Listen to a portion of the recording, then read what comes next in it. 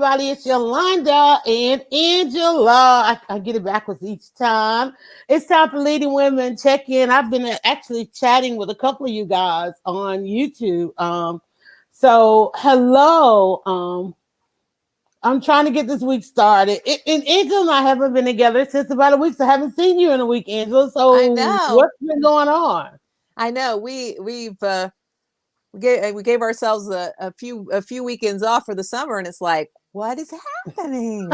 Um, You well, look different. do I? What is it? Yeah. I Maybe I I don't know, just maybe rested or something. I don't I know. I put a little color in my hair. And she sips her tea as she says that. I was gonna Yeah, say it looks a little different. yeah. So it's just painting. I've got a box of color that I'm going to put on here. I'm ready to tone down this gray at least. So You're gonna try some things. yeah, so I've got there's a girl who she's a young woman, she's just freshly 19, who does some work for me, and she was like, people people dye their hair gray. She's like, that's a thing. And I was like, yes, if it only works if you don't look like you should have gray hair. That's when it looks like it's cool. But she was Right. like, she's like, why don't you put some pink in it? She said, maybe just put a big thing of pink in it. And I was like, well, I'm like, a lot of people are doing that. I'm like, I don't know that I am brave enough to experiment like that. So I we'll mean, like see. Maybe I'll have a big to swatch of pink.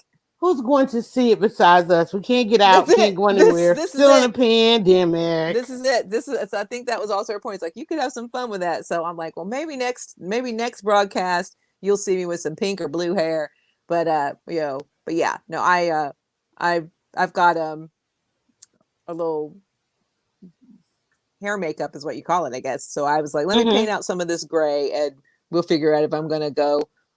I'll probably go fully, but I might leave a little swatch of the white. So anyway, it's time. There you go. It's past time. I wanted to see what it looked like, and I've seen, and now I'm ready to go I back know. and look at. I knew something. I said something's different. As Something's I'm ready to go definitely back. Well, and different. I usually have my hair pulled back as well, and I have it down. I have it down today because I wanted to see what it looked like, All right. and I'm So like, guys, yep. I was looking down because I am doing what you should be doing, and that is, of course, sharing the broadcast. It's called Leading Women Weekly, and we literally stop the world. We interrupt the broadcast for women to check in. We make this thing as gender specific as we can. Okay, and just try to have some conversation. We cover three different areas: what we are learning, what we're earning, and we go through some of the burning topics of the week, which Angela loads all up in my inbox. And I have to spend Tuesday and Wednesday going through them. I'm like, girl, I got so much trying to get caught up. I really love, and I have to say, the PBS special, but today is Women's Equality Day. So Yes. you were right again, Angela, right on time Mhm. with this out there scooping everybody. Last month you scooped Oprah and brought us this book, Cass, which there it is, which I I'm finally, still trying to finish. which Angela, let me is see. Casey. Ooh, That yeah, is, that I mean, that's actual curriculum right there. that is. And I'm like, look at me. I'm like, I'm doing like an unboxing of this book. Let's see. As well, you should. I have just to show you, this is how much of the book, I don't know if you can really see, that at the end is just all the notes. This is all the references that she has. Wow. I mean, she's got full footnotes. So when you read this book, if you want to go and really research and follow up on Hmm. Hmm. because she talk about, this is the book that's like me inboxing you. There's 1,000 topics in it, and it's like, oh my god, you could have a whole book on each one of them. So yeah, so Hmm. got And you got and my I, probably our generation was probably one of the maybe the first, if not the last, to really have like true history in school. yeah. However, reading this book, you and I both have come to realize that it was all pretty much Yes. artificial, just incorrect, Yeah. downright misleading. And if you ever wonder why generation after generation feel like something like the millennials, they had their thoughts, the Gen Z coming along, Mhm. like, and why each generation has to deal with each of these problems uniquely is simply because there are different things that are unveiled. And I had to put the book on like twice the speed just to Mhm. even try to get caught up on it. And as you notice, I take little clips of it and I post it because you remember, and I know you remember because I first thing I did was call you when I interviewed David Oyelowo. Okay. Yes. I was like, Angela, you're not gonna No. believe this man and what he says. And since that time or chance, and it was literally a chance because I had to go through so much to even be in that event. And even though I think I Mhm. was invited, of course, me, I didn't fill out whatever was. And but I had this interaction with David Oyelowo for the sci-fi film that he was in, Afrofuturistic film, I called it. Right. And got a chance to ask him one or two questions on the thing, which left me Mhm. like what? Where did that come Mhm. from? And I said, I can't go through the rest of my life feeling like Mhm. we this man and I can't be that disconnected on where we are. Right. But we seem to have two different understandings of Yeah. Black life. And Right. I found a clip in the book today that kind of explains that. Yes. Yeah. You know what I'm talking about. Y'all Yep. get this book, get the audio book, get the book, put it on the bookshelves for every generation to come. This is a journalist. She pretty much says everything a journalist has. Everything I think all journalists want to say. This is why she is essence, and we're talking about Isabel Wilkerson. She is where probably at a point in her life, and I don't know where she is right now, but this work is probably what every journalist wants to do. One, Yes. truth, really unveil something, change the mindset of a people, a generation. She's going to change generations to come with this book because it is absolute. It's just absolute. And so to have me today even thinking about reapproaching the situation with David Oyelowo Mhm. and understanding what he was doing in that Mhm. moment of telling me that he was Wow. Wakanda, I wasn't. Yeah. And he was like, that's not what I said to you, young lady. I'm like, that's how I walked away with like, Mhm. oh, you're going to dismiss my entire plight Mhm. of life. And now I understand, but I would not have understood if we have not chosen, if you have not said, hey, listen, let's do Cass as our August book as it relates to women. Go jump in.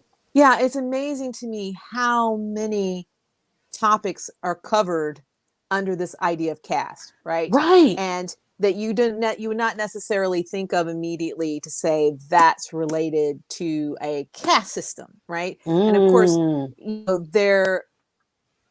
there's the history that, again, I'm never going to get over that the Nazis studied Yeah. American law Yeah. to create the laws to oppress the Jews. I mean, this is just like, Mm. we gave Nazi Germany the ammunition to massacre Mm-hmm. the Jews and their other enemies, right?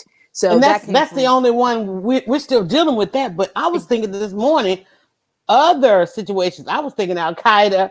I was Mhm. thinking, I was like, if that, then probably this too, Yeah. and this too. It's Well, like you and go ahead.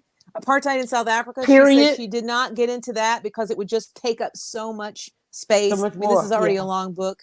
So, Mhm. to say that, where America has sat in judgment of other countries and other cultures, and think Right. about it, we boycotted South Africa for years because of apartheid when basically the same thing was happening here. I mean, and that's really not a shock if you are at all It's not. aware, but to have it just to say, look at how the legal system is, particularly the legal system, and what was in our legal system was used in other countries. But I see we got a comment there. I can't read it.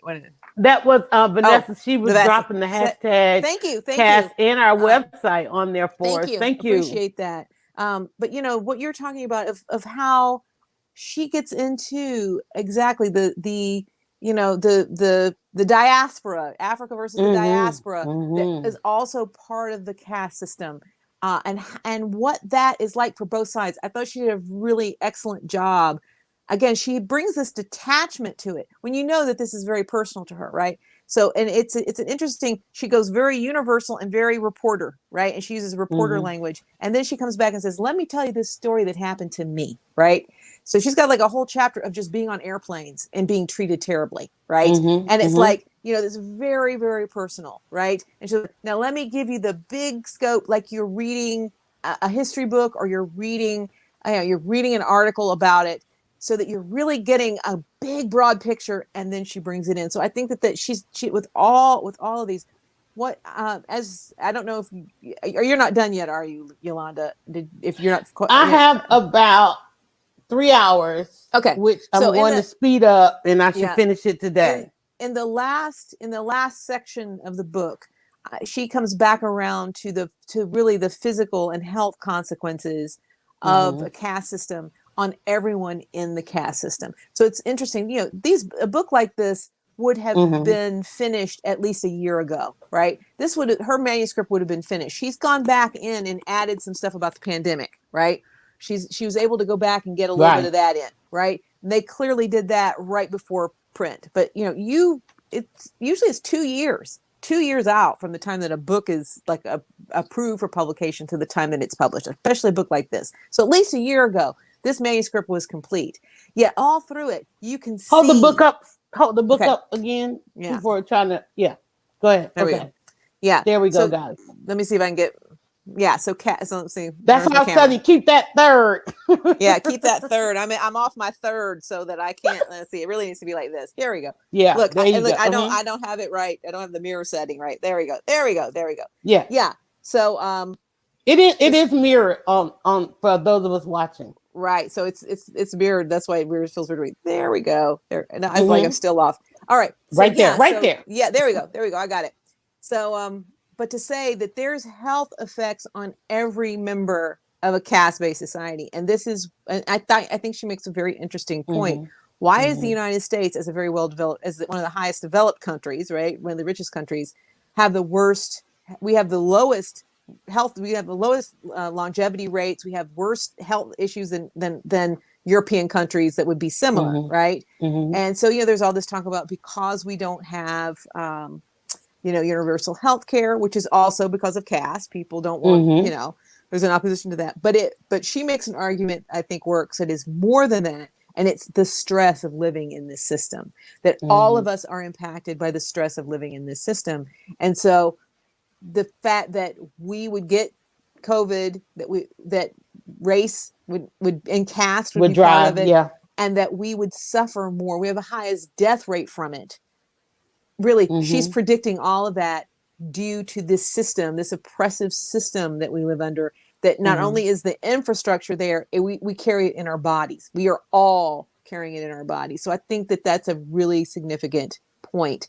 And so, you know, we've got to honor what Resmaa Menakem talks about, white supremacy, body trauma, and we're seeing it right now in COVID and COVID-19 and what is happening in this Mm-hmm. country versus what's happening in other countries. So, you know, I mean, there's a lot in here. There's a lot. It's a lot. Yeah. I mean, and the whole thing of police shootings and the recording of police shootings and tying that into the lynching postcards. I mean, there's just, she has done so much. And, you know, what you said to me about this that really struck me was you were talking about how validating it is to your experience. Mm-hmm. And, you know, the other thing she's like is like a lawyer, because she lays down an argument and Has to be. Yeah.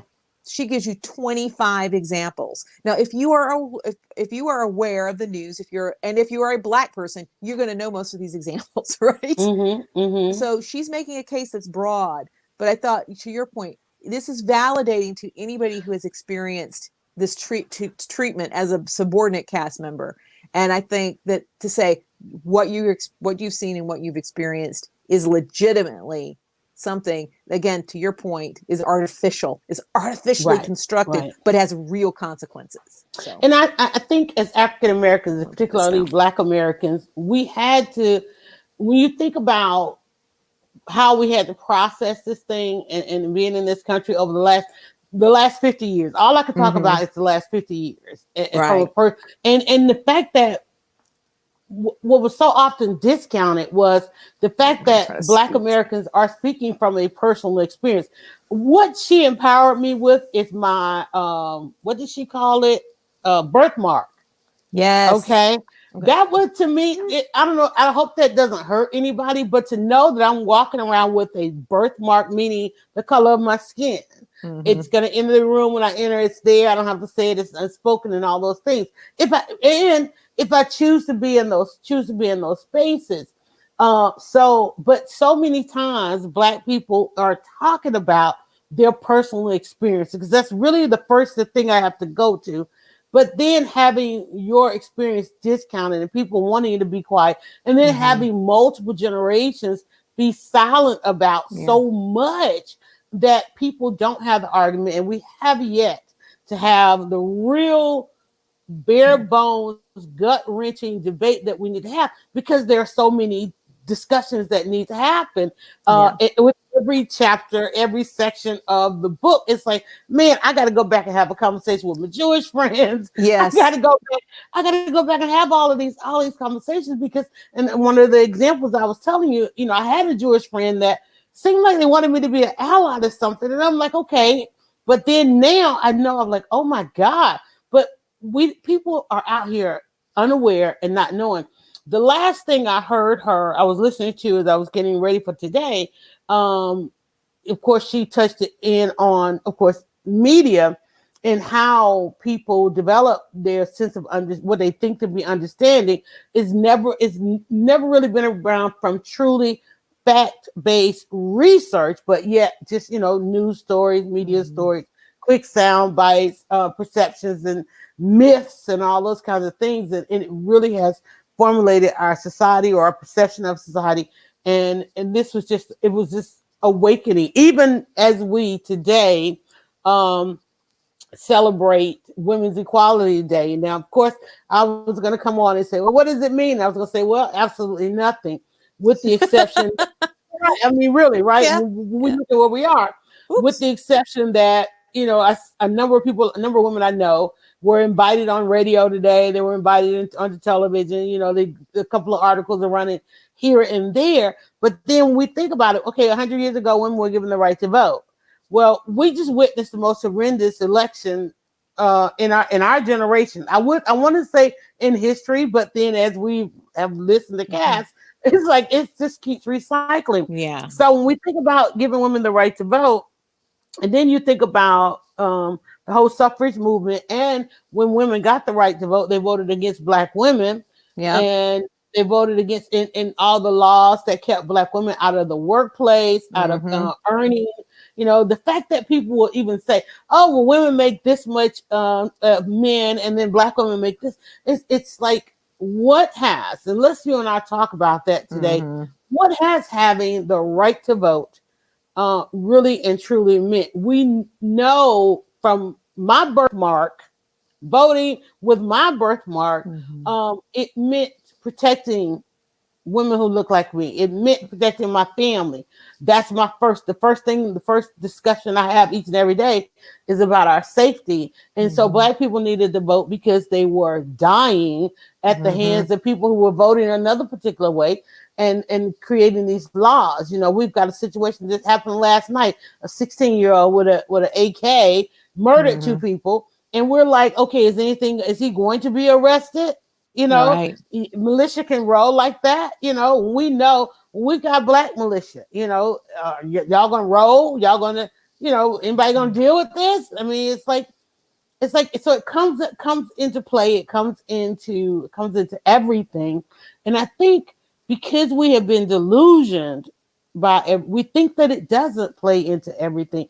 Caste plays into everything. Voting plays into everything. While I'm hoping that there is, when I go to vote this November, I'm doing things in my life where that vote is really a small percent. I want the unbothered Mhm. life where when I go and vote in November, that's a tiny percentage Yeah. and not the large percentage that the world is telling me it ought to be.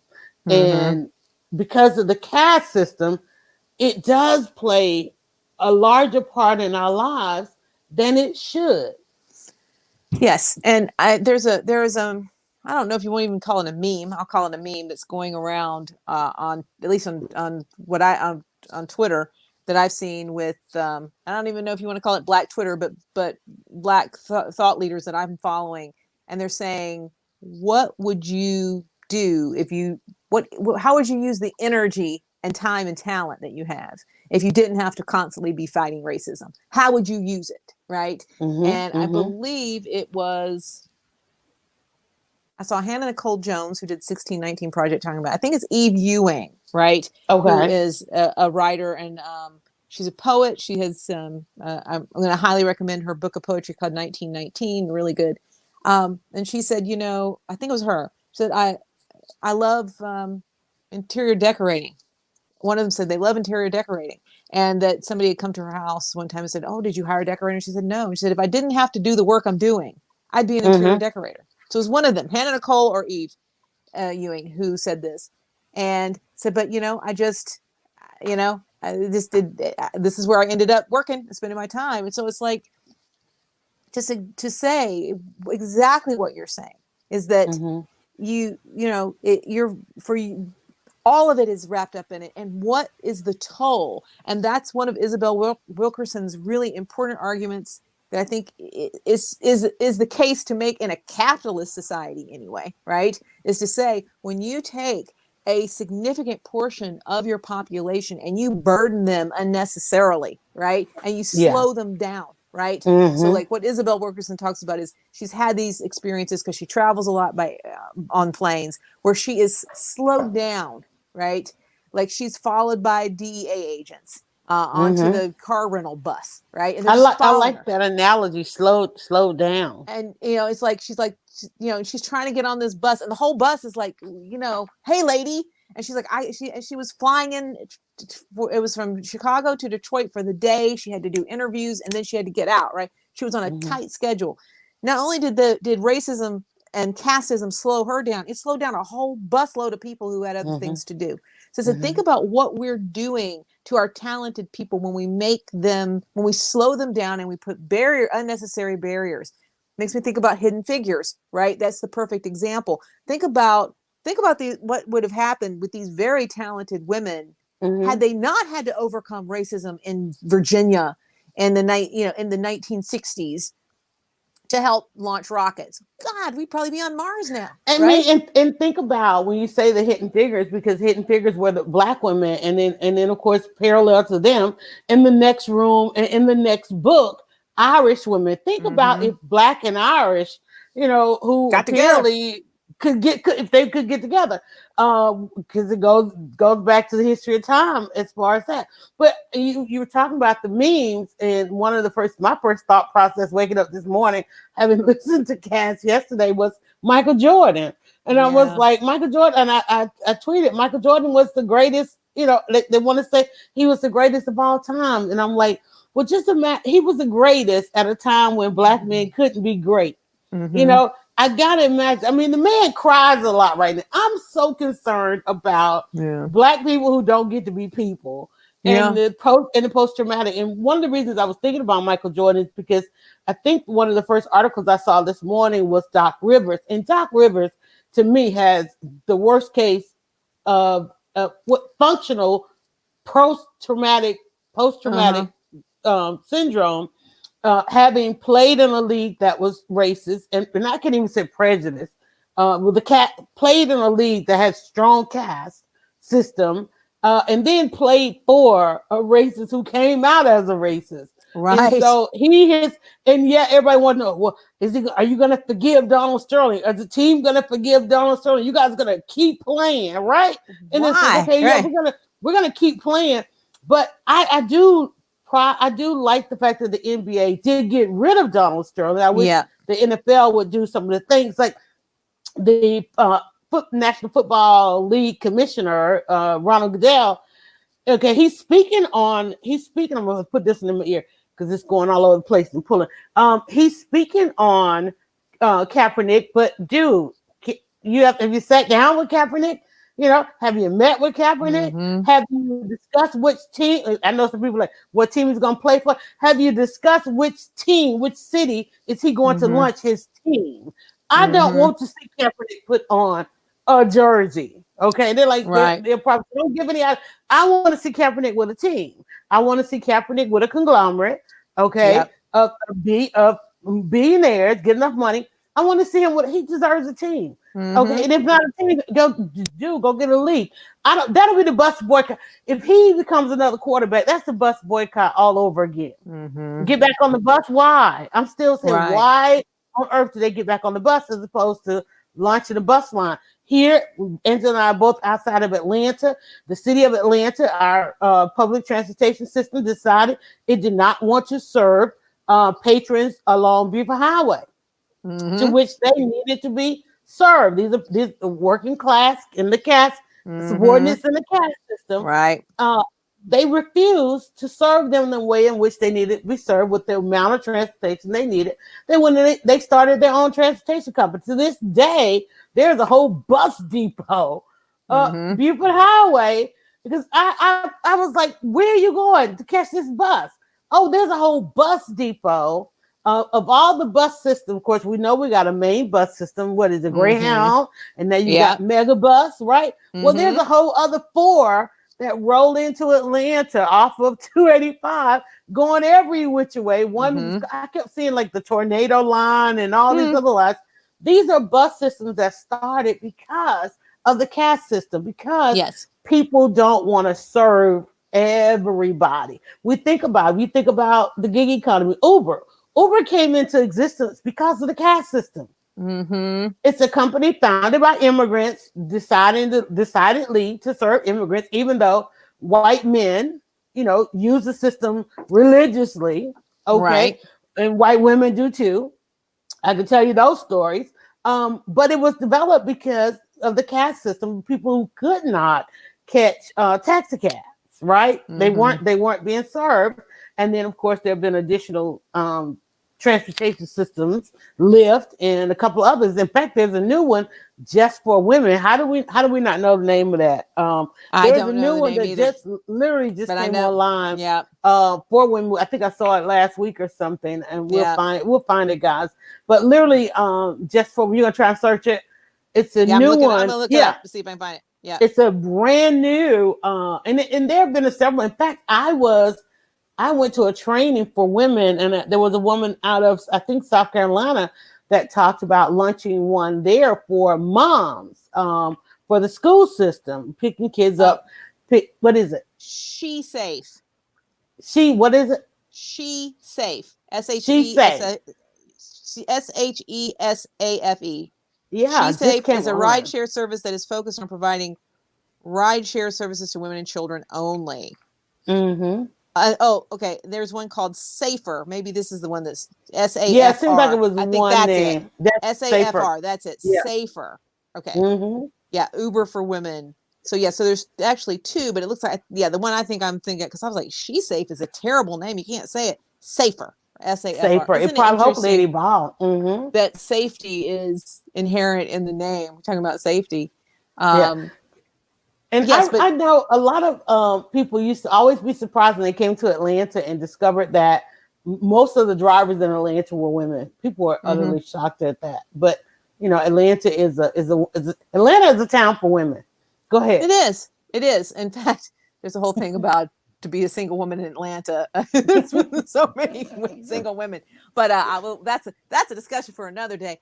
Yeah, that kind of goes along with the other reason Atlanta's known for, but hey, we'll let that go too. But the interesting thing about caste is that all of this comes back in to say, like you say, why don't you start your own bus line? And you're the one who, again, there's so many, anybody who's been listening to Dryer Buzz, to Yolanda over the years, you're gonna find a lot of things she's been talking about. If you didn't think, I mean, not that people don't believe what you're saying, but a lot of things you've been talking about.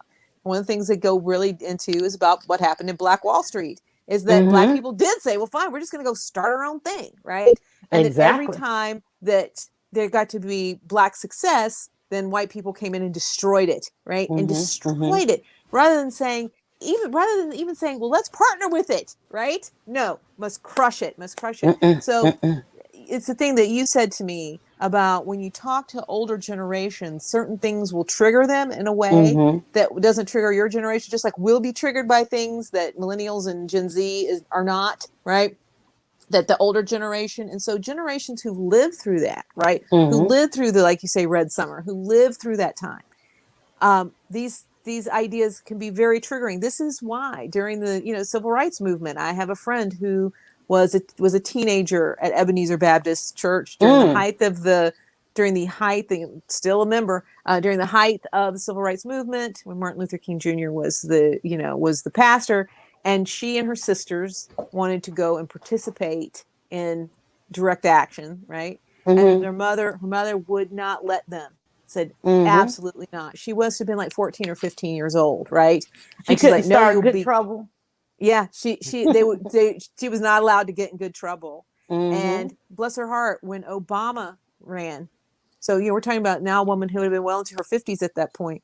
Mm-hmm. When he ran for president, she went to Florida and did phone banking because she said, Mm. I finally am going to have my moment that I get to participate in a movement that I Mm-hmm. wanted to participate in as a child. But she said she understood why her mother would not let her go out, right?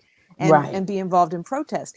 But but her mother is remembered. I mean, it's not that there wasn't stuff going on, there sure was, but her mother then Mm-hmm. remembered a generation of activity where it was just slaughter, just Right. pure Yeah. slaughter, right? Yeah. So when you think about how these things get handed down, and so again, why don't we go, and you've said this, why don't you just go start a business? Well, there's an inherent fear. There can be an inherent fear of success. There can be an inherent fear of putting yourself out there because legitimately in history it was a dangerous thing to do.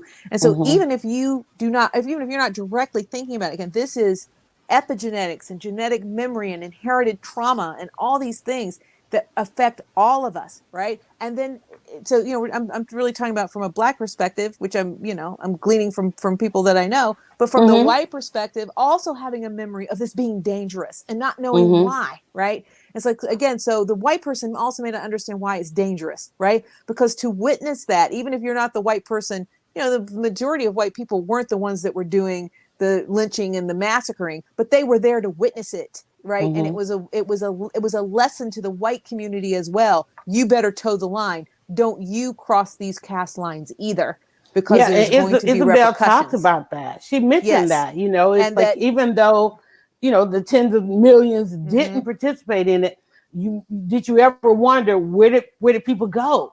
We right. even talk about that now when the number of people that are missing, it's like how, who was it we were just listening to? Oh, a playwright. Let me shout out Paris Creighton Mm-hmm. III, who is a playwright from Mississippi by way of Atlanta, now in New York. He had a play read this weekend. And in that, and it, of course, is a Mississippi story. And so it's much triggering. But there was one part of the story where they played some thunder and the storm was coming. And everybody was then concerned about somebody going missing. It's because in the thunder, you couldn't hear the screams. So, Mm, as a person with a black birthmark, I love my birthmark. But as a black person, you grew up being warned about the storms, and it's called the superstition, to sit still when it's raining. But it wasn't for that. We had to gather. My grandmother would be like, "Where's everybody?" Because it was mm, triggering for her not to know where everybody was in the storm, because it mm-hmm. was after the storm that if a person was people were lynched in the storm, Right, right, or kidnapped for right. taking people coming into your homes and things like that. And so, but it was during the thunder that you Mm-hmm. couldn't hear the screams. And so when I was listening, watching this play read over the weekend, that was a scene of one of the characters, and he put so much into this read. I can't wait to actually, hopefully we get to see the play soon. Yes. But it captured a lot of that from from a Mississippi perspective. Mm-hmm. And I'm like, wow. And it's amazing to me how you got to think, communication was what it was. You only had print. You didn't have television and all that, but still news traveled. And just thinking just a couple of states over. And this is my question. This is my question about Georgia. Georgia tries to, even though we're the home of Dr. King and Georgia for a long time, Georgia tries to ride under the radar. And when I got ready to start Dryer Buzz and start blogging, I went and I met with pretty much everybody in the civil rights movement. I literally had an opportunity to sit down with a number of key people who was literally assistant and lieutenant and all these different things under Dr. King and the SCLC, and literally talk with them about Atlanta in 1963. Because apparently during the assassination of Kennedy to the assassination of Dr. King is when everybody who wasn't already in Atlanta came to Atlanta, and what brought them here. And so us living outside in Atlanta or in Georgia escapes a lot of what we say about Alabama, Mississippi, and even Texas. Georgia kind of sits silent, sits quiet, because it wants to now embrace the fact that it's a home of civil rights. But, and I asked them, I said, well, how was it when you went to these places and came back to Atlanta? Well, it was going on here as well. When you think about Tulsa and Black Wall Street, well, there was a riot of Atlanta's Black Wall Street, because it was a Black community that was growing and thriving and doing well with each other, but they were on the best land ever. And so downtown Atlanta, remember when I did the How to Blog workshop at the Curb Market on Saturday, we're sitting there, everybody just wants to learn how to blog. And I used to have the security guy come over and give us a story of the market for the people to blog about. And everybody it started with the whole caste system. Why do some people call it the municipal market and others call it the curb market? Because the Black people had to sell outside on the curb, right? They couldn't sell inside the market. Oh, but you can get a space out on the curb. Well, being out on the curb, they did very well. Yes. Because you got to sell out before the person actually went into the store. And then that's when the market said, okay, well, they need to come inside because everybody's buying from the people out on the curb, even though they thought it was going to be discriminatory because you don't have a nice booth. You don't have all the amenities you need in order to sell, but they were still selling very well. So then they were allowed in and so forth. So everywhere you look, this kind of thing was going on. But let's do this, Angela. Again, it is Women's Equality Day. We're a century into women having the right to vote. We just watched Donald Trump get elected by some of the worst behavior of women we've ever seen. And it's not even a matter, and I don't have a problem with anybody being conservative, Republican, or even whatever. We saw some of the worst behavior around women that makes this book Caste so prevalent. And here we are back again. Well, absolutely. And I think that, again, toward the second part of the book, talking about the stratifications within caste, right? So, and her model for, and, maybe we're not, probably should have explained what she means because it seems self-evident, but, subordinate caste and dominant caste, right? So subordinate caste in this country being Black Americans, dominant caste being white. Then you have anybody who's brown sort of hovering in between, right? Right. They may experience some, they may, depends on where they end up. But that also, because the dominant caste is also a patriarchal caste, men above women. So white women are in a hierarchy of oppression, even in the dominant caste, et cetera, et cetera. So it's very interesting, like you say, that we see this sort of, they say this really bad behavior and this Karenism, right? That we talk about which goes back to Miss Anne, right? And Is I'll that share is some. that wait? You got to explain to Miss Ann. Oh, so Where did that come from? I will share that. I was, and it's funny because I'm in a writing group, and there Mm-hmm. is a woman, a black woman who is writing a fictionalized a fiction story that is about a family, and it's someone who comes, from the time of slavery up through Mm-hmm. the, I think through the 80s. And so she has a character reference, Miss Anne, and there are white people in this writing group who were like, I don't understand who Miss Anne is. Is she somewhere else in the story? And I was like, oh, and I don't know where I learned about Miss Anne, so I can't really judge them. Mm-hmm. But Miss Anne comes from plantation. Mm-hmm. This is the original Karen. The original Karen is Miss The Anne. great grandmother of Karen, the ancestor. Exactly, Mm-hmm. exactly. The ancestor of Mm-hmm. Karen is Miss Anne, and the idea being that white women having diminished power in a caste system, Mm-hmm. that the way they exercise their power is to call the authority, is to call on the one that they're under, right? So you call the Mm-hmm. white man, you call the police, that Miss Anne gets her power and Karen gets her power, not necessarily inherently from her own position, but from being able to use her position within a caste system to say, I'm going to call the powers that be on the subordinate caste. So my Mm-hmm. threat, right, the white woman's threat, Miss Anne's threat, Karen's threat, Becky, right, we can throw in Becky.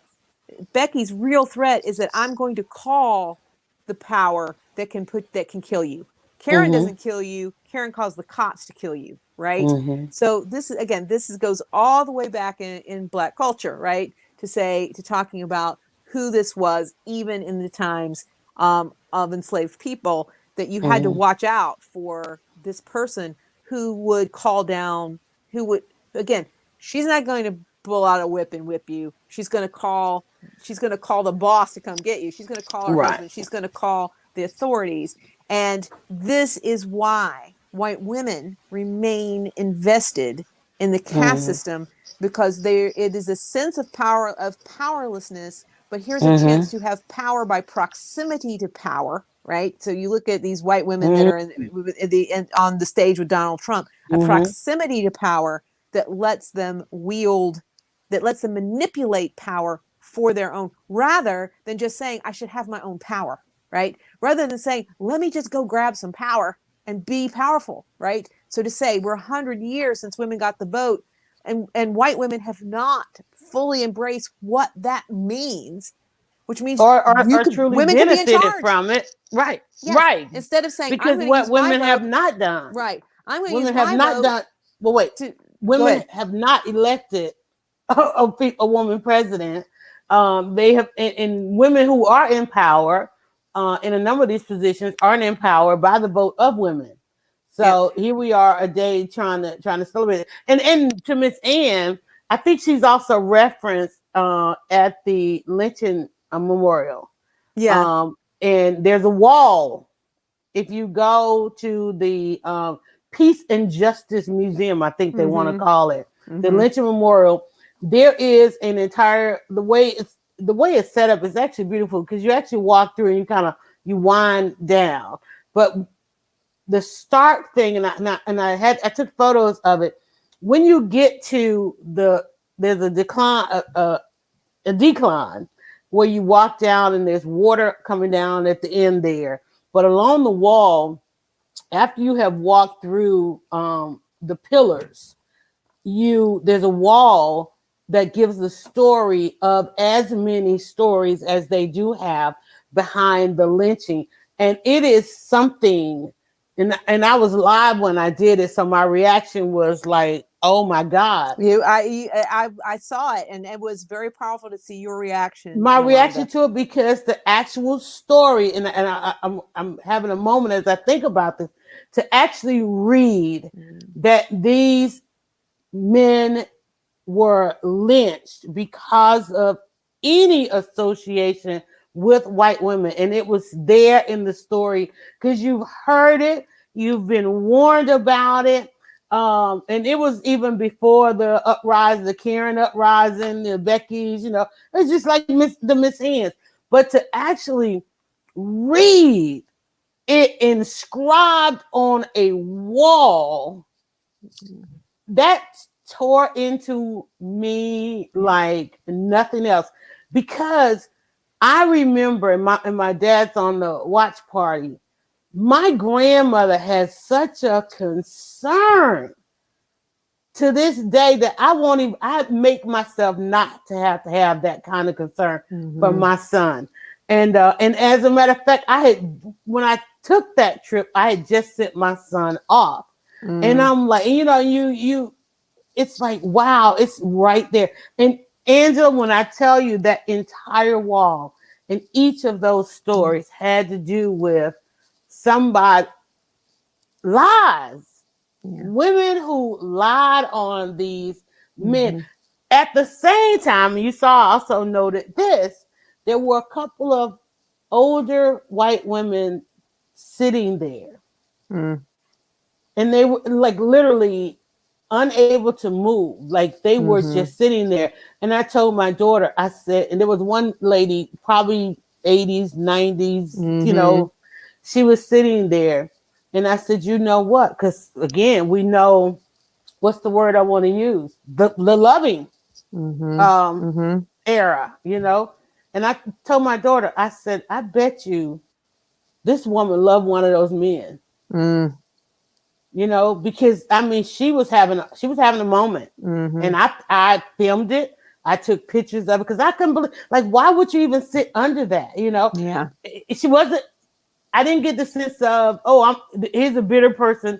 Right. There was such a sense of remorse going on with her, and that was something, that was another side to that thing, and that is the understanding what role lynching played in American society. It was to keep white people and to keep white women in check, right? Hey, Frederick. And this somebody said hello. Go ahead. Hi. And so, to understand everyone suffered under that. And this is why I don't know. And I got to Google and find out where I heard this, where somebody said white supremacy ain't nobody's friend. There's no one that benefits from it. It seems like there's a benefit, but it's not. And because when you hear people who say or that they get no benefit from it, it's hard to understand, like, how do you not see your privilege, Right. And so absolutely privilege up the of immense form, but in general, as a culture and a society, it is not in our best interest, right? We suffer.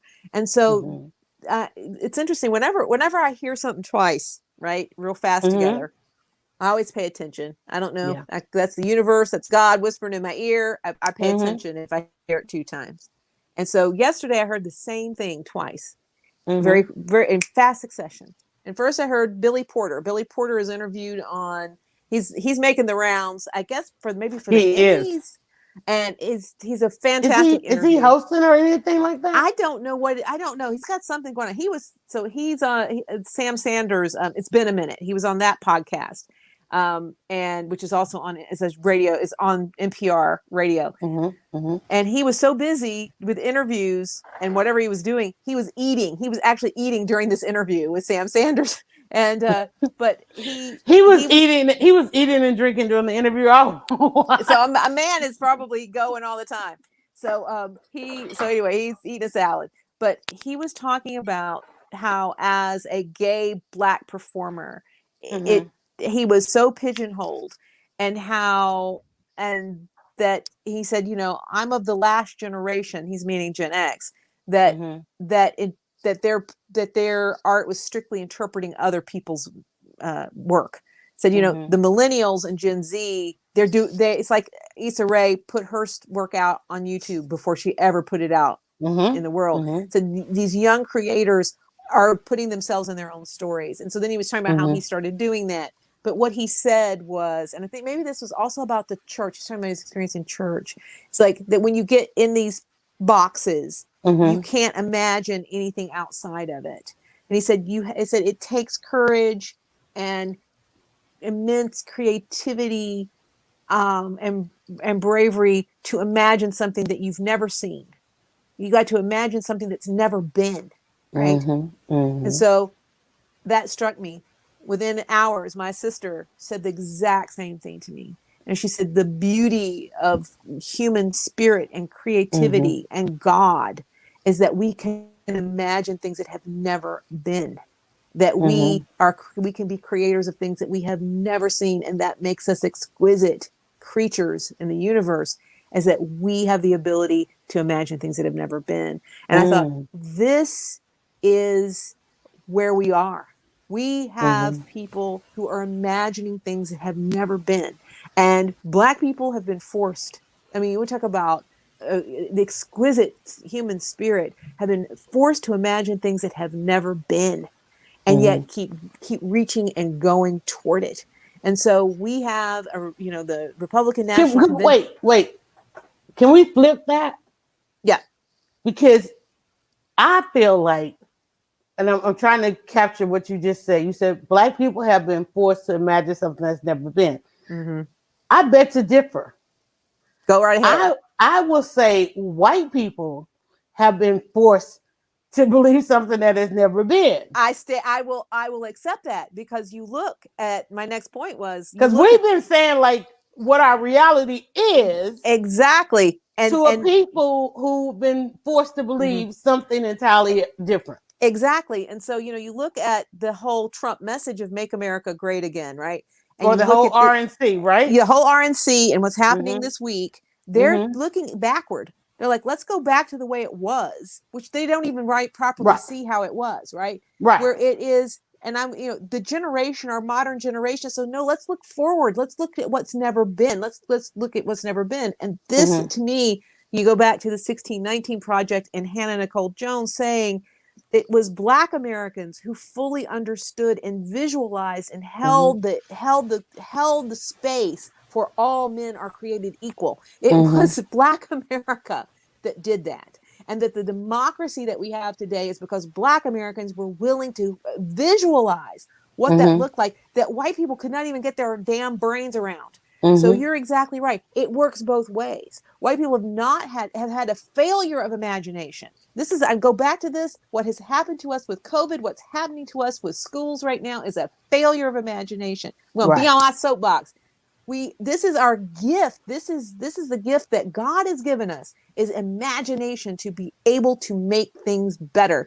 And and this country is failing, right? So many of the issues that we're experiencing is a failure of imagination and a failure of empathy and being able to put yourself in somebody else's position.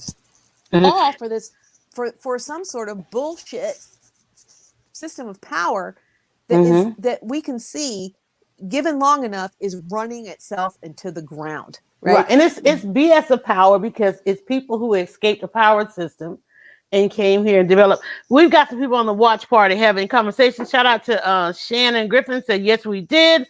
Frederick Tate says, thank you, Miss Stalker, Miss Yolanda. Great dialogue, great conversation. You all have our attention. Shannon says, they had no reason to be open to others. And that, exactly. And right, and that's exactly right, because they're like, this again is scarcity thinking, right? We got to hold our power, rather than saying, if we open to others, look at how much better our lives can be. When the United States was forced to open up our science to Black women, look at what we had to look at what came of it, right? We did not beat the Russians to the moon by just saying only white people can do it, right? So every time, and it's like, I tell you, I'm gonna say this country, if it was a person, is a very change averse person, right? And I know I come from change averse people, right? Like, don't like change. Nope, don't want to change, right? And it's like a lot of family members that they have to basically have the world fall down around them and their arm twisted like this to change. And they're like, why didn't I do that? Oh, this is great. Try this, no. And it's like, this is this country. And then some disaster happens and we're forced to try something new. And we're like, that's great. So to the commenter's point, and I'm sorry, I don't remember her name. Shannon, Shannon. She's got another comment. She says, I really like what you're saying there. Go ahead. She said it was not advantageous until they needed something to advance Exactly. themselves. Yeah. And again, it still comes out of selfishness, and then it's like go Mhm. back in the back room again, right? So Do the you Hidden think Figures, is that the case with Black Lives Matters? I In the fact that we are seeing such like everybody's like shocked, like wait, what? We all well, agree on this thing, you know? let's take a second and talk about this. And Mm-hmm. I don't have an answer, but it's anybody who's been following what's happening in Portland, right? And the wall of moms and the discussion around that, which is white Mm-hmm. women. Portland is, I believe, 6% black, right? So it's a very white town anyway. And so the wall of moms are mostly white women. And I don't know I think there's still stuff going on in Portland. Mm-hmm. Um, but there got to be a division in that group. And it's also, they're calling it, we used to talk about soccer moms. We're now talking about rage moms, about the Mm-hmm. moms who are out here protesting. So there got to be a division in the wall of moms between the black women and Black Lives Matter and black women who were on the ground leading those protests, and the white women who showed up with the wall of moms, and they ended up dividing, and somebody tried to take over, a white woman took over wall of moms and made it a Mm-hmm. nonprofit, whatever. But what was interesting was the division, which I could see coming, was the wall of moms showed up when Trump's Gestapo showed up, right? And they're like, we don't want the government, we don't want this outside force coming in, and arresting people. The black women were like, this is about Black Lives Matter, right? Right? Nope. And they're like, well, they're like, sure it is. But what we really don't like is this. And I was like, there you go. There you Mm-hmm. go. There you Same go. same thing happened with the Tea Party, which started on Twitter, started as a tax issue during George Bush, and Mm-hmm. everybody goes to show up for the first meeting, like, okay, I Mm-hmm. myself included, I'm like, think I'm gonna go ahead and just drive right on by. I feel like I'm gonna get on out of I here. mean, seriously, because it wasn't that many black people on Twitter during that time when this thing jumped off, Mm-hmm. and I'm like, okay, I don't think this is how all this thing started. So I'm like, no, it's not going to be that. I mean, it's like That's it's interesting. one movement after another. I mean, Mm-hmm. and a lot of leaders of movement. Same thing with the Women's March. Mm-hmm. Oh, I went to the absolutely. women's march here in Atlanta. I never seen so many white women. I'm like, wait a minute, what's going on Mm-hmm. here? All of Mm-hmm. course, all the speakers and the planners. Mm-hmm. But it's like, yeah, I can count the black women on one hand. I think it's about Mm-hmm. time to go. Well, and So, exactly. So hopefully we're reaching a point of where we're gonna tip that, right? And so again, it's really central part mm-hmm, of the argument in caste, and that I've been watching myself because I've worked in diversity and inclusion for many years, is mm-hmm. one of my many hats that I have worn, and is that we have the date.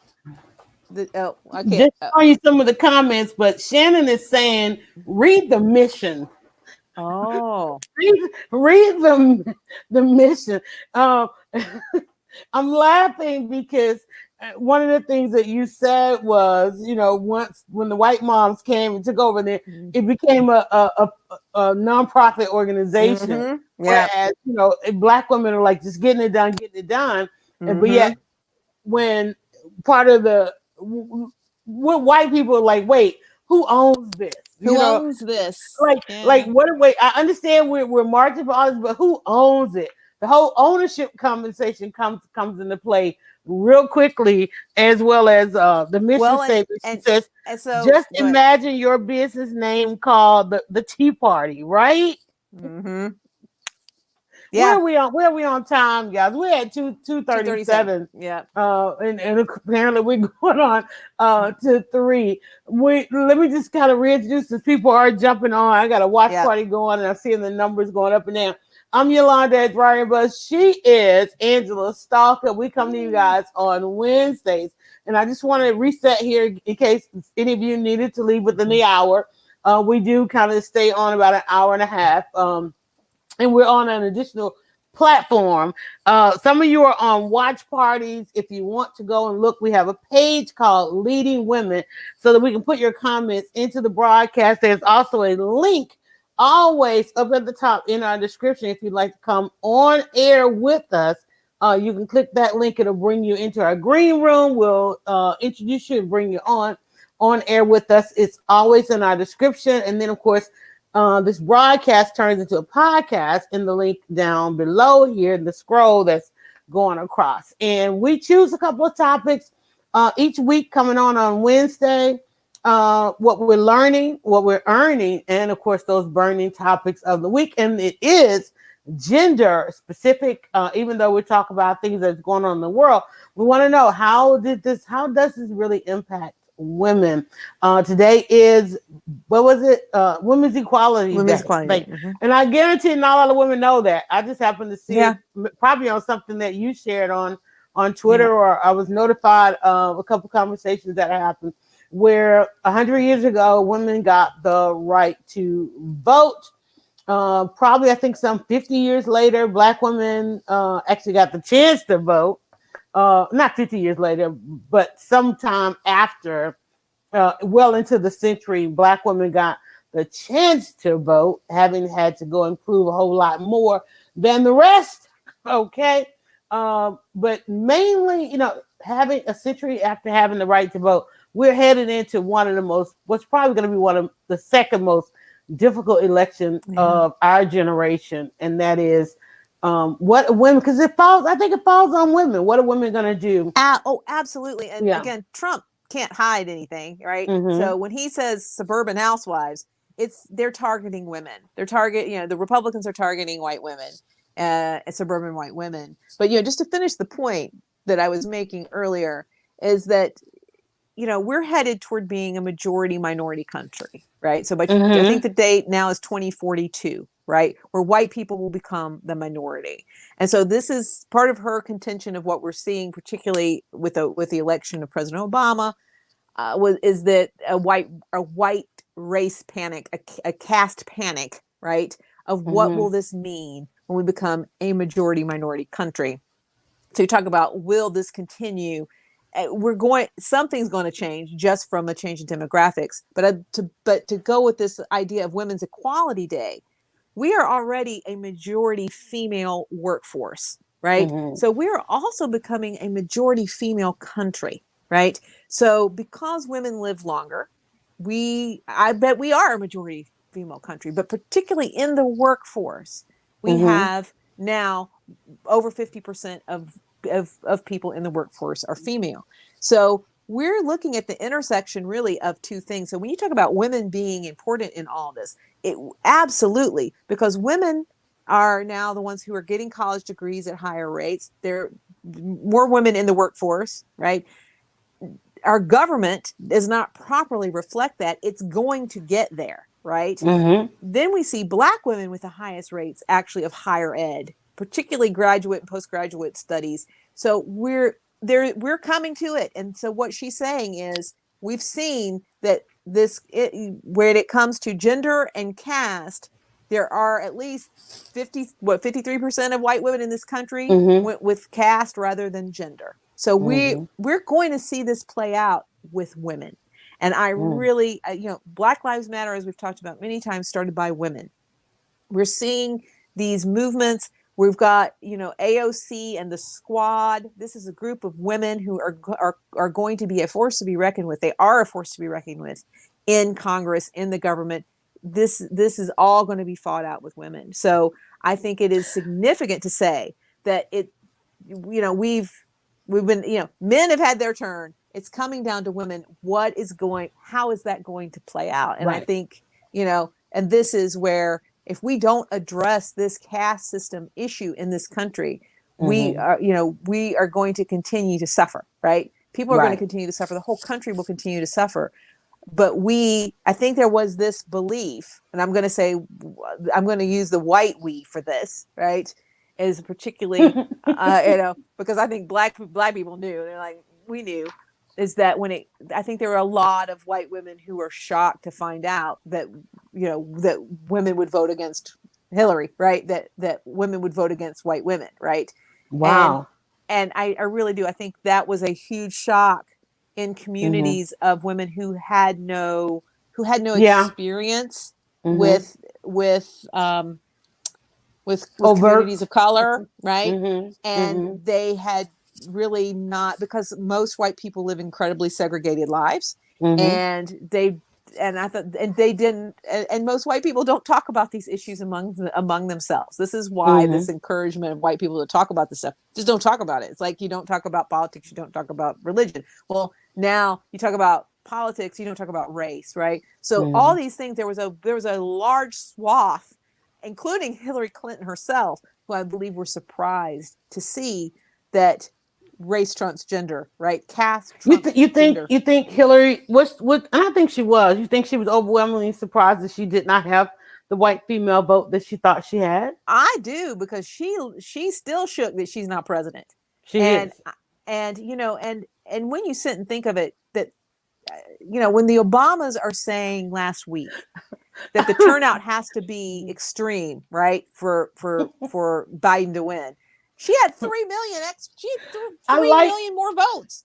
that you said she still shook. She's shook. Um, and What is it? Shannon is saying that power and authority. She says, "Oh, remember, race is political," and I think that's why the Republican Party is having as much difficulty as they are, is because they're not able to hide the racism that's going on right now behind the politics.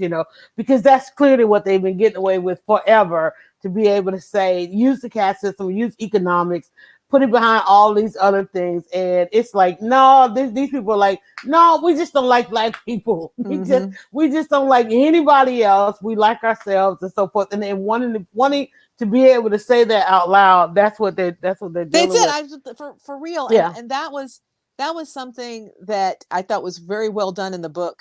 I'll hold the book up again. Let me hold the book up again for the we are for the talking half hour. about Caste, which is the book Angela chose for us to read this month, for the month of August. Right. Is that part of the backlash, right? Is that of the election of Trump, was that there were white people that, I believe it was Aziz Ansari who talked about KKK with a small K, right? That and he's like, I wish you would have just stayed quiet. It's like you could have just kept your racism to yourself. It's like, oh, now it's safe for me to be racist. And so there was that backlash of, now I finally get to say this stuff that I felt like I couldn't say. And so, it's horrible, but it goes, but it is also part of this truth and reconciliation process. And I think that that's the only answer, because, spoiler alert, you get Isabel Wilkerson does not really give you a whole lot of like, well, here, how do we fix it? She's like, can you show her a picture in the book? And to that, we're still saying Black Lives Matter. Everybody else hasn't come together. There's a lot of people out there marching that are saying Black Lives Matter. Right. There we go. Yeah. There are a lot of people that are out there, and that's Isabel Wilkerson, who's the author of Caste. And I love that. And I love do we even want to call her the author? I mean, there's so much that she does with this book. I mean, look at her. What does it say? Can you read that for us? Read that part. How do they even describe her? Winner of the Pulitzer Prize and the National Humanities Medal, is the author of the critically acclaimed New York Times bestseller, The Warmth of Other Suns. This, her debut work, won the National Book Critics Circle Award for Nonfiction and was named to Time's 10 Best Nonfiction Books of the 2010s and the New York Times list of the best nonfiction of all time. Wilkerson has taught at Princeton, Emory, and Boston universities, and has lectured at more than 200 other colleges and universities across the United States and in Europe and Asia. So, so New York Times reporter is one sliver of what? Because she's really a researcher. She's really what I would call an independent scholar, right? And New York Times pulled her, Nicole as well, with the whole 1619 project. So lots of that going on. There was one other thing I wanted to make mention of, and we need to talk about what's going to be. Did you ever decide on what's going to be next? I would like for us to dive into that PBS. I think that could be an interesting special. That could be sort of our book, because there's a lot of things going on that we could look at. And I think that makes really good, because there's a lot in that PBS special. And it's interesting that tonight that Hannah Nicole Jones will be talking about what's her name? Oh God, Carlotta Harris, right? No, Hall, Carlotta Hall, who was the first Black woman I have to it be open. I to know who be a you vice talking. president candidate. I want to say Harris because You might Harris. have been right, but no, It's you might have Carlotta been Hall. something No, Carlotta Bass. It was Bass. Bass, Carlotta yeah. Bass. And I'm sorry to the Bass family, because what I thought about was there was another woman named Bass, right? Who was on the short list for vice president. And I thought, God, if we'd had a vice presidential candidate, a Black woman named Bass as vice presidential candidate, this would be two Black women named Bass who had been vice presidential candidates. Okay. And I'm like, Was that does not that not feel lining like up? something? Oh my Does that God. not feel like something, right? And guaranteeing one doesn't know about the other. Yeah. So Carlotta Bass, apologies, gang, apologies because I'm like, and now I got Harris in my mind, and Hall and Bass. I know it's 4 letters. And it's under the hashtag unladylike 2020. Unladylike 2020. Unsung women who changed America. I will put that on the screen there. And when I read mine her is backwards story, too. Like, where's mine? Yeah, she was the first Black woman to own a newspaper. I mean, she's an incredible woman. I'm like, where is her movie? Now you know that hit for me because that was just my life. My life dream was to own a newspaper, and then growing up here in Atlanta and having the Atlanta Daily World, you know, I was like, I learned everything about that publication, and I love that I've got to know members of the family, and actually was featured in it a couple of times doing things in my youth. So on a good note, I was featured in it. And so forth. So I'm thrilled that they're covering Carlotta Bass because I was like, how do I? And that's actually the last one. They started earlier in March. Unfortunately, this lined up with the pandemic. So unless it turned out good for them, I don't know. Maybe people binged on it. But we're gonna go back. In fact, they've got Bessie Coleman. They kick off with her. Grace Abbott, Maggie Lena Walker, Lillian Gilbreth, and a lot of these things. In fact, Gilbreth, I think coming through the day, I think that name carried through something here in Georgia. Somebody that we knew a long time ago.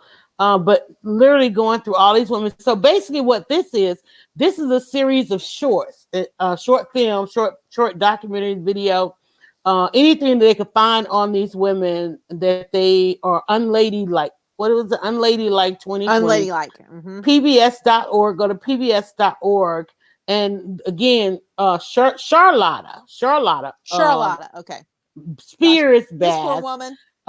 Is released tonight. She was one of the first African American. I hate when they say African American because we know African American was not around that time. First Black woman to own one. It says one of the first Black women to own a newspaper, and the first Black woman to run for vice president of the United States. If you saw Hamilton, you know that people had to run for that.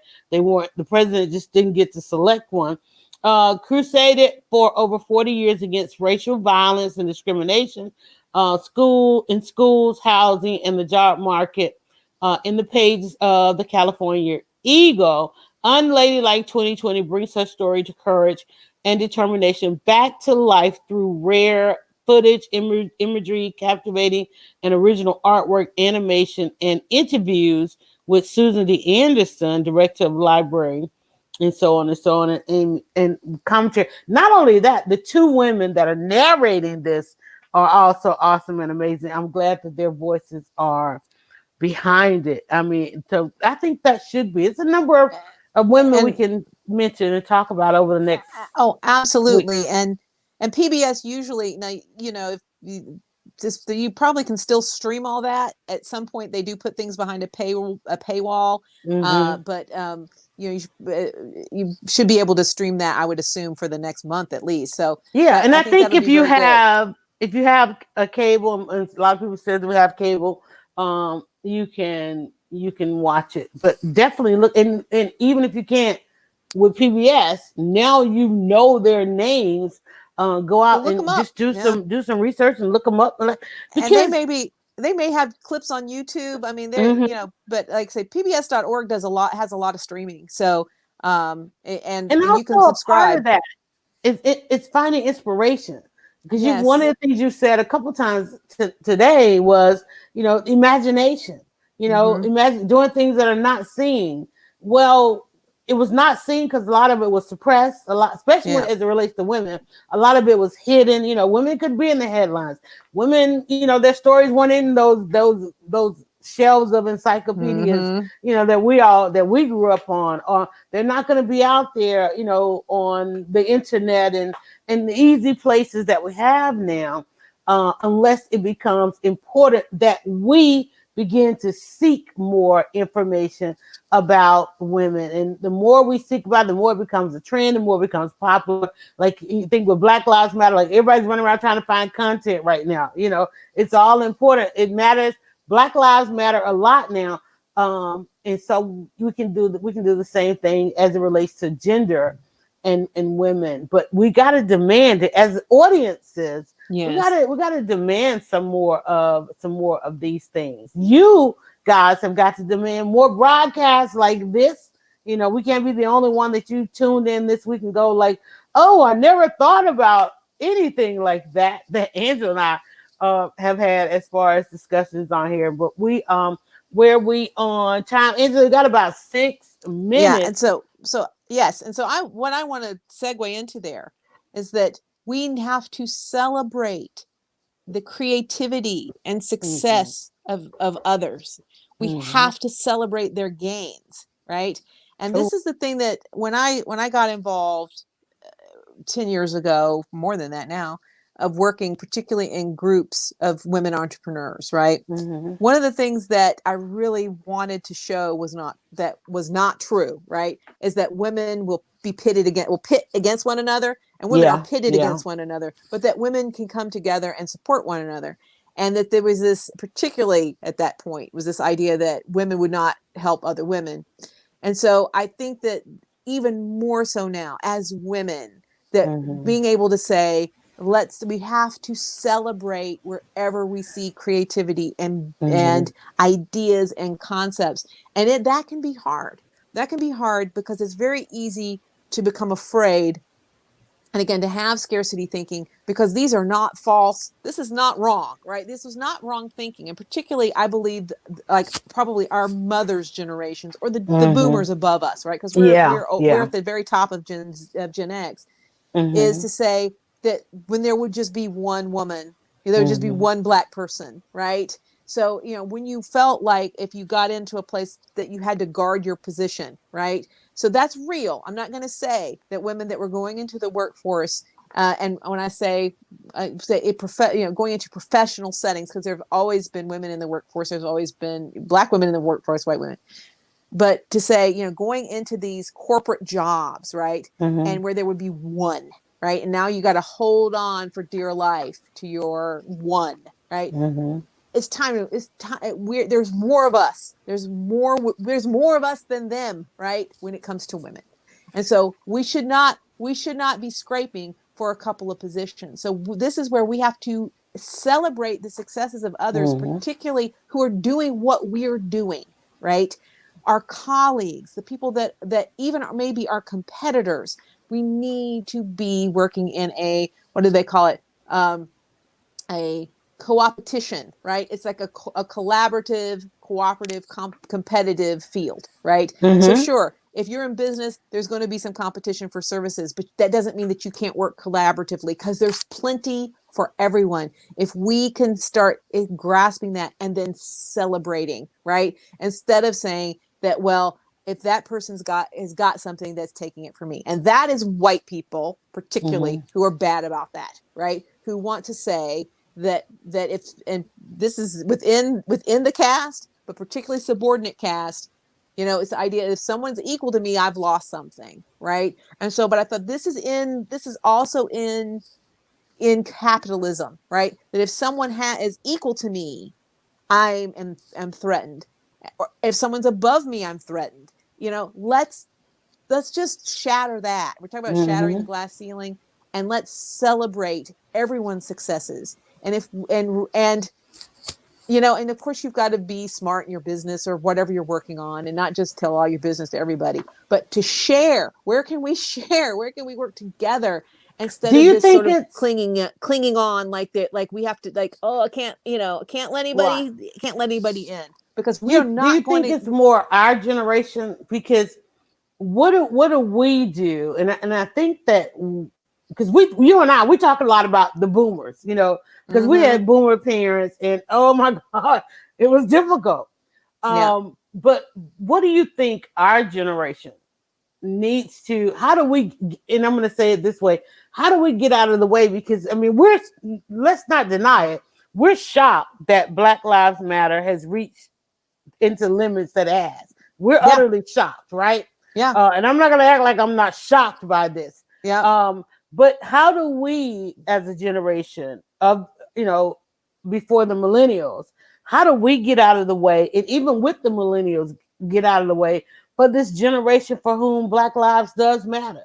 There's a And generation out there where Black lives matter, and all, and even I'm gonna say it, I know people are triggered by it, but where all lives matter. How do mm-hmm. we get out the way, but at the same time make sure they understand you got to know all of this stuff before, or else you're going to be doomed to repeat it. But yet we want to at the same time get out of the way and let this shift happen, this pivot, as you say all the time, happen. We want to be out of the way for that to happen. But at the same time, it's like, know that here's where we were, and how do you get us to imagine where these people are, where these young people now are trying to go? And this is where, you know, I think about when we look at what's happening in our politics, how the Mm-hmm. boomers will not let go. And we look even at the ones who are running, they're in the silent, what's called the silent generation. My parents are in the silent generation, right? Because they, you know, my mom was living, she'd be getting ready to be 80 next year, right? So it's Mm-hmm, like they mm-hmm. won't let go, right? But the boomers won't let go. This is what the millennials, and we're just sort of trapped in here. And I think part of what Yeah. Gen X is going to have to recognize is we did get sandwiched in between two giant generations, and we may Mm. simply be the Ooh. bridge, right? We need to bridge. We need to be the Mm-hmm, bridge. We mm-hmm, grew up with a vision of mm-hmm, of a more equal society and even a colorblind. Our generation, Gen X, was being fed colorblind. Right? Isn't that supposed to mm-hmm, matter, right? Now we know that's not true, but you know we can be the bridge. We can be the bridge between this old way because we lived in it, we grew up in it, but mm-hmm, we were already seeing messages and we were already in communities. Like my anti-racism work started when I was 15 years old. I was mm-hmm, thinking about this, and so I'm like, that means I've been involved in anti-racism work for 39 years, right? So 40 mm-hmm, years next year. I never really had, I was like, I started when I was 15, and I was with, in my 20s, up till today, but particularly in my teens and 20s, I was with diverse groups, and we were really trying to model what a truly diverse group would be like, right? So, mm-hmm. but I think what happened with the boomers who were hippies and then became yuppies is we have to be careful as Gen Z. I think some of it happened to us as well, is that you start getting the responsibilities of family and work, and your attention shifts. So I think the other thing that we can do for millennials and Gen Z who are coming up is to say, don't don't let the don't let your personal life and Mm-hmm. the constraints of life move you off of the bigger picture, because that's what it seems like happens to every generation, right? As is that then you end up, and yes, you have to focus on these things, but these things can work together. And so, but again, we got to get out of their way. We got to quit We telling do, them. and I'm just gonna say that our YouTube comments were not coming in over here, so I just thought, let me jump over here and check on YouTube where Mm-hmm, Bill Jenkins was over there, and I think that's Black Ice. In fact, I know it is. mm-hmm, He says black is a color, not in ethnicity. Trump uses the same mechanisms, color. He talked about the caste system and brought in the mm-hmm, India mm-hmm. connection. And here's another thing too, and I hate to go back to that. Here we are in America trying to get an understanding of the caste system. And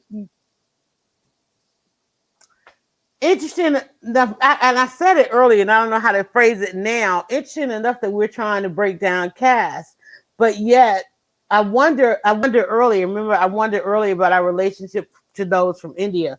Um, as everybody tries to understand this, he talked about a number of comments over there. And I'm sorry that we missed them. Oh my goodness, yeah. Artificial social systems. Black women just didn't know how to market their positions. I wonder what that was about. I thought black women had things in hand.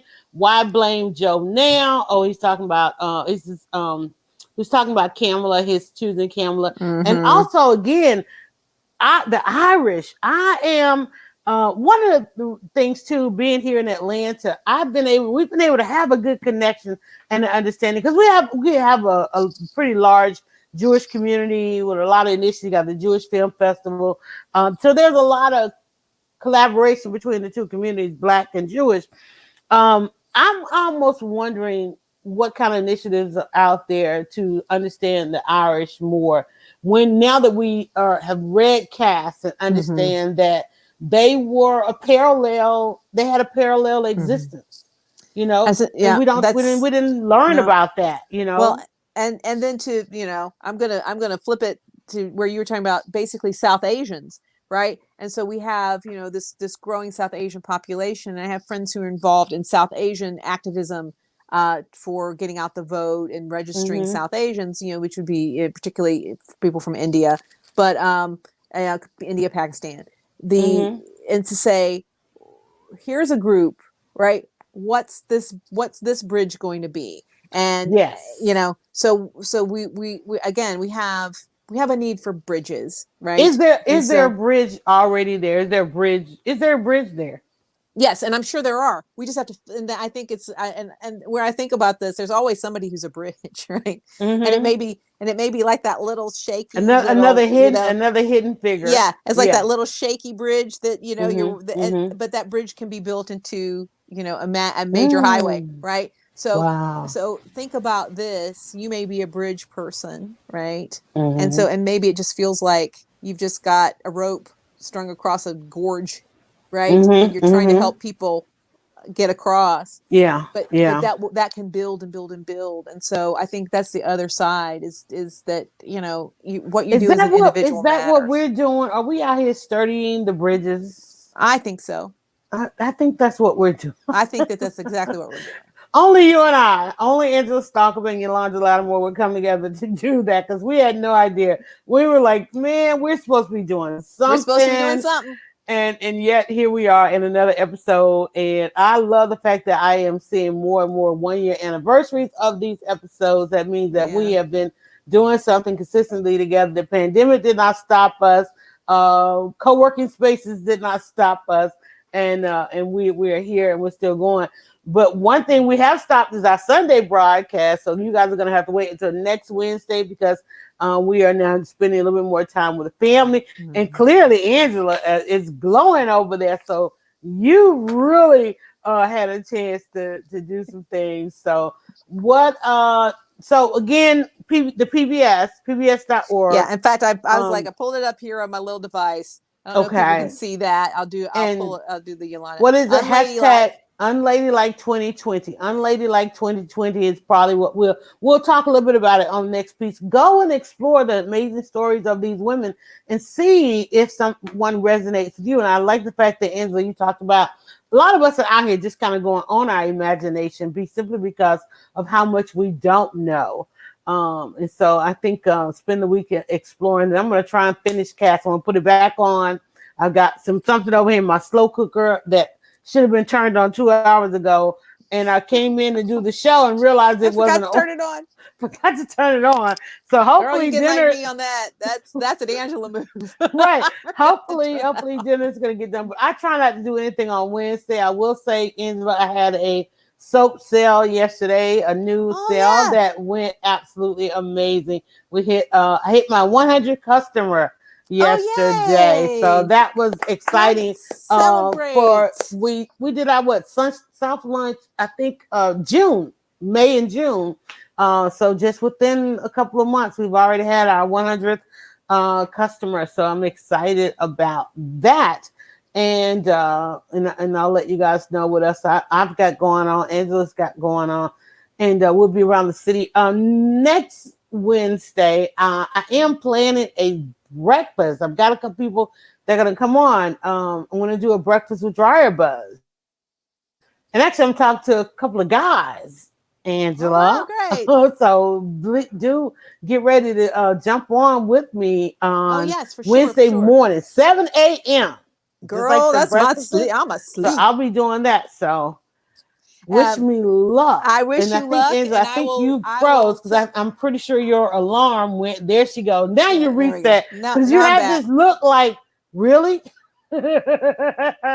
um, so everybody's like, wait, what happened? So, and Eyes now I'm waiting on, open. there you go. Now you There I am popped back back. up. Okay. I'll try to pry my eyes open for 7 o'clock in the morning. But I just Yeah. wanted to say, anyone who who's watching this and would like to Mm-hmm. support this program, uh, we our sole sponsor right now is Soap by Dryer Buzz. Please go and purchase and Oh, money from Angela and Yolanda's wallets. So if you would like to support this program, yes. Yes. please go buy some soap. It's Somebody asked me today support. That's a great way to support. And Yolanda has $5 soaps. Just that this is on Fridays. On Fridays. Dryer Buzz is the producer. This is the production company for this program. So Mm-hmm. if you buy some soap, it's a great way. Plus, you can have some great soap. It's Oh my god! fantastic I wish soap, I could. I wish I could get one, but it's not in here. and if Somebody asked me today how much the Zoom. We were talking about the school system, mhm, and we have to talk about that. We need to check in on these parents because there's a lot going on. I am anti putting yeah, these kids on camera. But somebody asked me today. One of my followers, friends actually, asked how much the Zoom cost. They were looking at the school system. I said, you better mhm, believe these school systems are paying dearly for using these systems because there is a cost, and there is yeah, a cost. Even though you guys are watching on YouTube, and as an audience, it doesn't cost you anything. But yeah, all of this different content has to be hosted somewhere. yeah, We're trying to bring it to you in a pro environment. That means that we have a monthly cost to doing this, not to mention the value of our time and the research that goes into this, buying the books. Believe you me, Angela has the print and we have the audio books, all those different things, even just little subscriptions to things like that. But we definitely are trying to get to a point where we can really package this so that we can open up. But you guys see the kind of conversations that we have, and there's not a lot of sponsored content out there that would even allow us to have such no, discussion. no, But we and are open to hearing anybody that would love to partner with and us. and so anyway, mainly I mentioned that because Yolanda works very hard, and the soap is a nice treat, and it's a nice It is. gift. It And is. in a Thank you. time when we're missing out on a lot of treats and self-care, a lot of our Mm-hmm. self-care, Mm-hmm. particularly for women, involves going somewhere and letting someone take care of us, right? Mm-hmm. You go have Mm-hmm. your hair done, you go get a mani pedi, you get a massage, all these sorts of things. I realize how much self-care is tied up for women, particularly, of Yeah. having to have someone give it to them, right? Mm-hmm. And so the treat of a really fine soap that's not super expensive, is just amazing, Mm-mm. is an act of self-care that can help in your day. It's just, and this is for men to men, and men, you got to learn about self-care, that is Mm-hmm. going to help you to it's going to help you to be. It's funny how a bar of soap can help you to have a happier day and can help you to have a better life because you've taken a little bit of time to give yourself a treat. And it's a great treat, and it's a great way to support a woman owned business. So Exactly. that And is my there is an old wives' tale that if you put a bar of soap on your bed, and this is not a health claim or anything like that, that you sleep better. well, I'm going to Especially if do you that. have, because I ran out of like Tylenol or Advil one night, and I Googled something to stop the pain in the legs, Mm-hmm. and I saw a Google said to put a bar of soap on the bed, and instantly my leg pains went away. Wow. So, and there's so many old, they call them wives Yep. tales but it's simply because of what's in the soap. You know, everything natural and things from the earth and those kinds of things. There's and two, it's like, I mean, really, like what's in your soap dish? You know, I love looking around and seeing people, and I know that they are bathing, showering, self-caring with something that I made. And mind you, you know, before the pandemic, I had no idea I would be doing this. I just had an opportunity to speak to soap makers about broadcasting, about podcasting, and got a chance to attend a lot of the workshops. And so therefore, said there was a couple of steps that clicked, and I'm like, I could do that. And I tried it. And thanks everybody for embracing it. All right. Yeah. Words of wisdom. I think you've given us a lot of words. Yeah. All right, guys. I know, right? Pick some. All right, guys. Don't forget, go to pbs.org and watch Unladylike 2020. Whatever platforms you're on, use that hashtag and see what kind of content they've got out there and see who you resonate with, and come back and talk with us next week. Say bye, Angela. Bye, Angela.